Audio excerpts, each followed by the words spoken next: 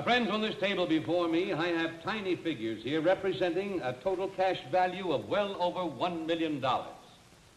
And this display brings us to the climax of a remarkable story at the request of Mrs. Darwin Olson and her 4 sons from Payson, Utah.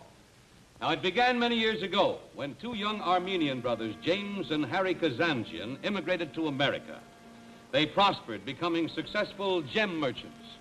And out of their love and deep gratitude to their adopted country came a desire to bestow on the people of America a lasting gift. Now, other countries have their crown jewels. We have none. So their dream was to carve in miniature the heads of great presidents out of the finest gems that could be found. And their search took them all over the world and ended in Queensland, Australia, where they discovered the 5 largest and most valuable sapphires in the world today. Now, 1 stone became the world-famous Star of Queensland. The other 4 remained for a greater purpose, a project that would cover many years as the great Americans in sapphire became a reality. With the completion of each figure, it's been the high privilege of this show, at your request, to unveil them for the first time to a nationwide audience. In 1952, the great emancipator, 16th President of the United States, Abraham Lincoln. In 1955, the father of our country and our first president, George Washington.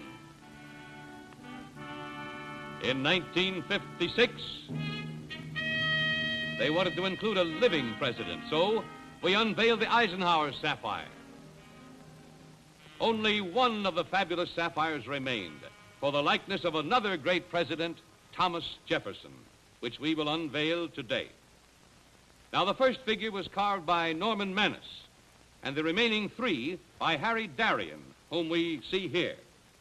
Now, these are in tiniest miniature, just 2.5 inches high, the tip of the nose no larger than the tip of a pencil. Before each stone was touched, Mr. Darien spent a full year in study and research, with the famous sculptor Gutzon Borglum as his technical advisor. He consulted every available painting of Jefferson. The face of this statue, made from a life mask of Jefferson at the age of 82, was of greatest value. Sketches were made for possible treatments. 4 plaster scale models of the Jefferson head were carved in detail, from which the final selection was made. He turned then to the stone.